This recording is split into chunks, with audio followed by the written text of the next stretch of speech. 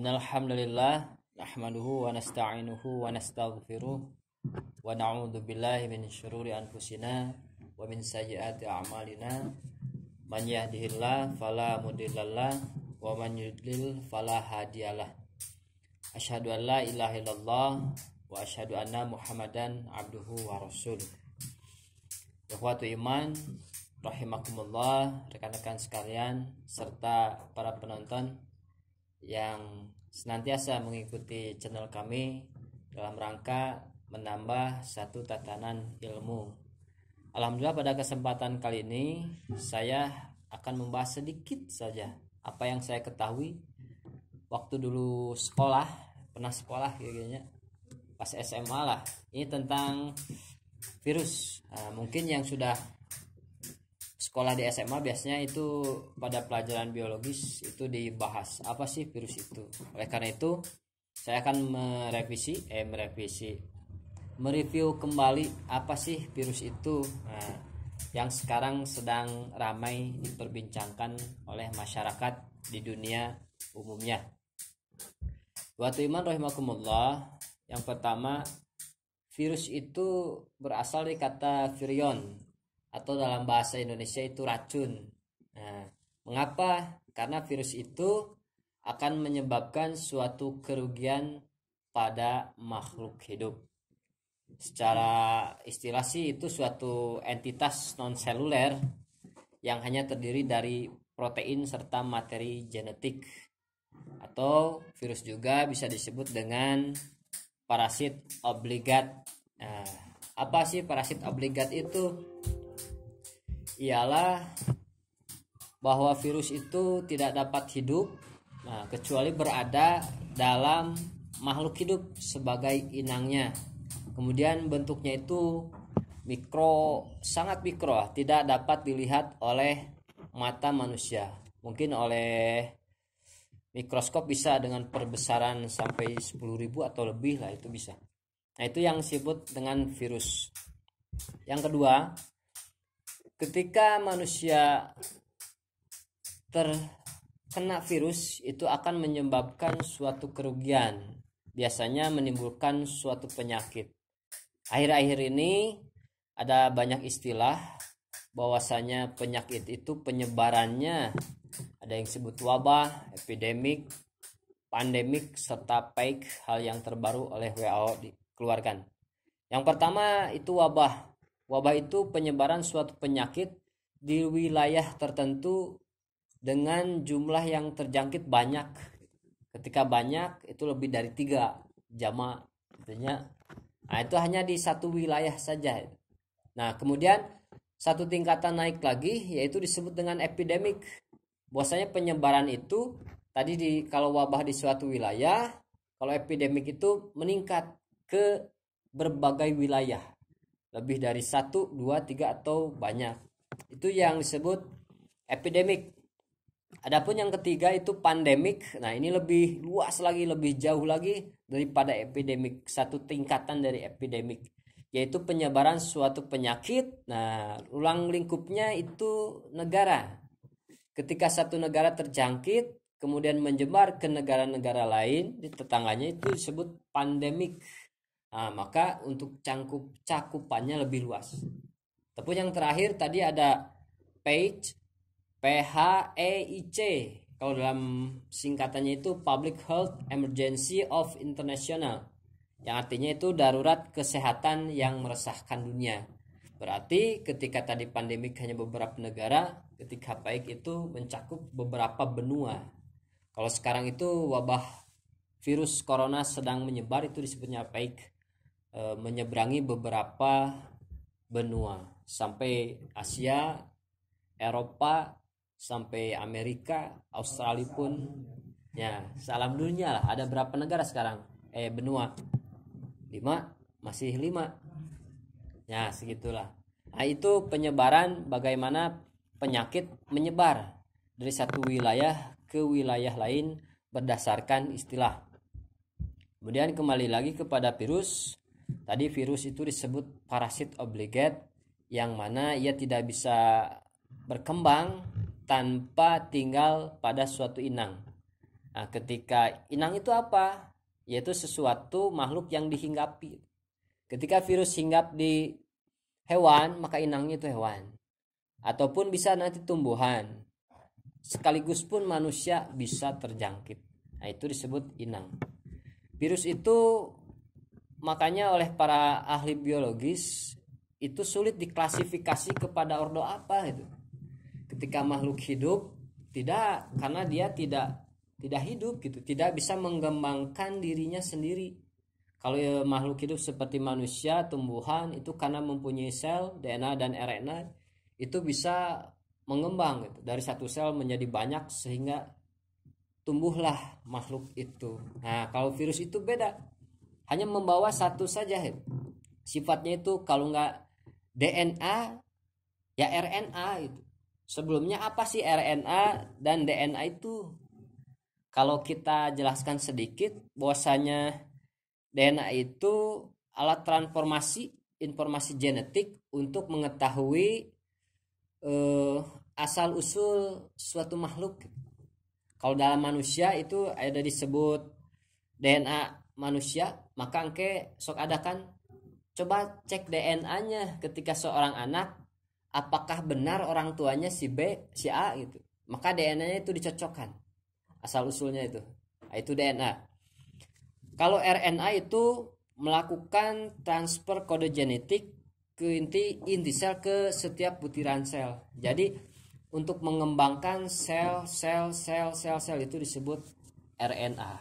Nah, virus itu hanya membawa tadi satu, kalau tidak RNA maka DNA.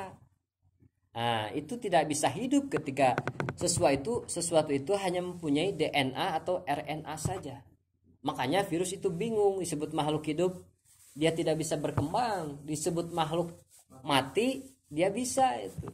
Cuman berkembangnya itu kudu nempel parasit. Nah, makanya masih bingung lah. Ataupun asal usulnya itu masih hipotesa lah untuk asal usul virus itu. Nah, sifatnya itu dua tadi, kembali lagi bahwasanya yang pertama itu virus itu berupa materi genetik yang membawa kode RNA sehingga disebutnya virus RNA. Contohnya itu virus HIV yang mana dia itu mengurangi ataupun ketika hinggap di suatu makhluk khususnya manusia, maka RNA manusia itu tidak bisa memperbanyak sel-sel tertentu sehingga imunitas manusia itu sangat kurang ataupun lemah. Itu karena virus RNA atau virus HIV contohnya. Yang kedua, adapun virus DNA seperti bakteriofag, kalau dalam bahasa itu tuh mudahnya virus itu menyerang bakteri dulu sebelum inangnya. Jadi ketika manusia itu pasti mempunyai bakteri, nah yaitu menyerang bakterinya dulu untuk berkembang. Setelah berkembang barulah menyerang menggerogoti manusia. Nah itu secara sifatnya ada dua. Kalau dalam bahasa biologisnya itu disebut dua siklus litik ataupun situs ligonetik. Kalau litik itu buat DNA, ligosenik itu buat RNA. Nah, ikhwatu iman rahimakumullah, bagaimana cara kerja virus itu tadi jelaskan. Bahwasanya virus itu ketika masuk ke inangnya, contohnya kepada manusia, hewan ataupun tumbuhan itu bisa. Ketika nempel itu, dia melepaskan yang namanya kurang mah jarum atau suntik tangan lah gitu, prot, lamun alien masuk aya gitu, kapal menyerap ke bumi, pop tak sedot. Seperti itu salah satunya. Itu contoh yang DNA. Kalau bentuknya tuh bulat ataupun ada yang tabung, ada batangnya, kemudian di bawahnya itu seperti kaki menyerap. Itu yang pertama. Yang kedua, cara kerjanya itu setelah tadi menyerap, punten yang pertama setelah menyerap dia memperbanyak diri gitu. Kagebun sih justru sampai ke banyak gitu. Setelah banyak itu merusak sel-sel tubuh manusia. Ataupun yang kedua, dia masuk kepada tubuh manusia kemudian menyetir itu namanya nyetir itu mengendalikan gitu sistem ataupun sel saraf pun gampang nama. Kalau komputer kan dua kendalanya seperti itu ketika kena virus. Nah, istilah virusnya sama untuk segi fungsinya, cara kerjanya itu ketika virus masuk kepada komputer, maka ia akan berkembang banyak, kemudian mematikan komputer itu satu. Ataupun yang kedua, ketika masuk kepada komputer, maka program itu akan berjalan sendiri. Nah, disebabkan oleh apa? Virus itu masuk kepada inti kerja suatu sistem dalam komputer itu. Nah, mudahnya seperti itu cara kerja virus lah. Yang ya, laptop. Nah, jadi kalau laptop itu bisa diprogram ulang ketika rusak, misalnya Windowsnya itu bisa dihapus gitunya. Tapi lawan manusia itu virusnya benang ginjal, itu ginjalnya hapus lah, uninstall tidak bisa itu. Karena makhluk hidup manusia, maka virus itu sangat berbahaya ketika hinggap pada manusia khususnya. Nah, kemudian bagaimana cara penyebaran virus terhadap manusia? Yang pertama itu ketika seseorang terhinggap suatu virus akan bisa menyebar ke orang lain itu melalui kontak langsung. Ketika dia masih ada di permukaan baju, belum menempel pada tubuh, kita ngusap kena itu bisa langsung nempel. Kemudian dia langsung bisa bekerja. Ataupun yang kedua seperti kita ketahui di media televisi itu melalui perantara air, khususnya air ludah yang langsung bisa menempel terhadap orang lain. Itu bisa.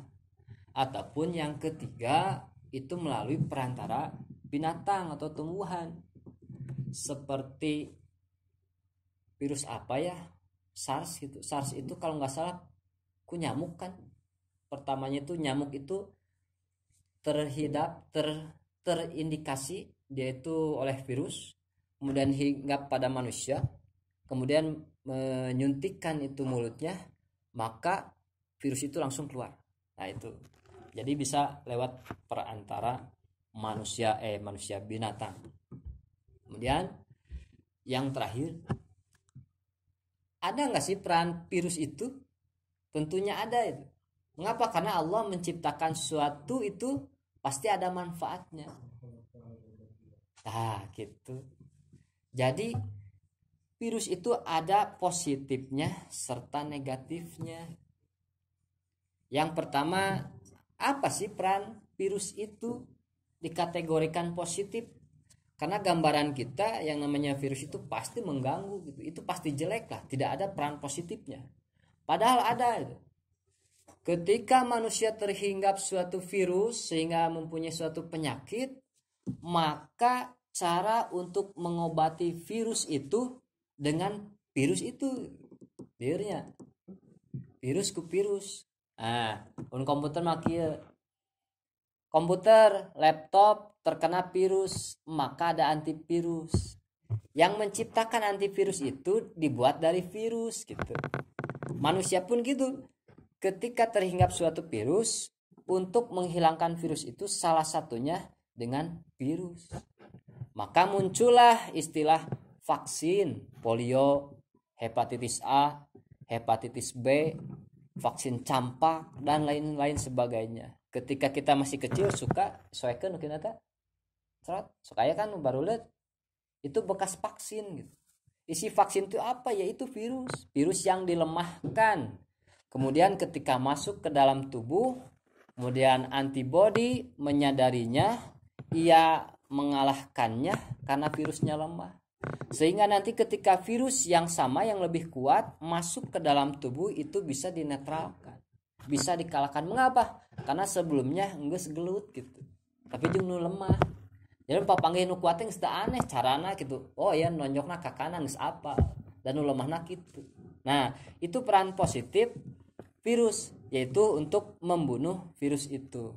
Nah, yang kedua tentunya ada peran negatif. Negatif ini banyak. Seperti yang kita ketahui bahwasanya peran negatif itu virus ini sebagai parasit yang merusak. Ketika parasit itu tidak bisa tumbuh, tidak bisa berkembang, tidak bisa hidup kecuali menyerap apa yang ada pada inangnya. Maka sangat-sangat merugikan. Itu sedikit saja tentang virus, apa itu virus, bagaimana sifatnya, penyebaran terhadap manusia, kemudian peran virus secara positif serta negatif, dan terakhir ada beberapa contoh virus lah itunya. Yang pertama yang biasa kita dihinggapi oleh virus yaitu virus influenza. Minang pilek. Nah, itu bukan karena bakteri, tapi karena virus influenza. Ketika kita ke dokter, biasanya laun piru pilek gitunya, geus we istirahat yang cukup, minum vitamin. Mengapa? Karena virus itu tidak akan hilang gitu. Jadi ketika virus itu aktif dalam tubuh, virus influenza, maka kita pilek. Kemudian ku antibody, karena kita sudah kuat, virus itu kembali lagi itu. Tidak mati, tapi dia itu cukup orang mah memfreeze, ngebeku gitu. Nah, ketika imun kita lemah, dia keluar dari licik kan gitunya. Nah, itu tapi kategorinya masih biasa lah. Tidak separah virus yang lain. Nah, yang adapun virus yang bahaya itu seperti tadi katakan, itu virus HIV yang menyerang sel ataupun sistem reproduksi kita, sehingga sel untuk memreproduksi imun itu dibatasi, dikurangi, sehingga imunitas kita lemah. Ataupun yang populer dulu ada H1N1, apa virus non babi flu burung, lap deui H1N1 flu burung ya. Nah, itu kan banyak.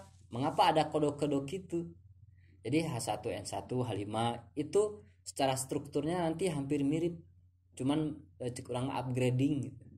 Kemudian ada SARS, Syndrome Acquired Respiratory System, menyerang menyerang sistem reproduksi apa ya, organ dalam lah itu. Ada MERS, ada cacar, polio, dan lain sebagainya. Malah terbaru ada yang disebut COVID-19, itu yang berasal dari SARS. Jadi COVID-19 itu disebut SARS-CoV-2. Nah, itu upgrading dari virus SARS berkembangnya. Jadi secara struktur hampir mirip, cuma lebih berkembang, maka disebut SARS-19 karena munculnya di tahun 19 akhir. Wa iman rahimakumullah, itu saja yang dapat saya sampaikan. Semoga ada guna dan manfaat. Kemudian ketika ada salah silahkan dikoreksi langsung di bawah di komentar. Rabbana atina fid dunya hasanah wa fil akhirati hasanah wa qina adzabannar. Aqulu qouli hadza wa astaghfirullah li wa lakum.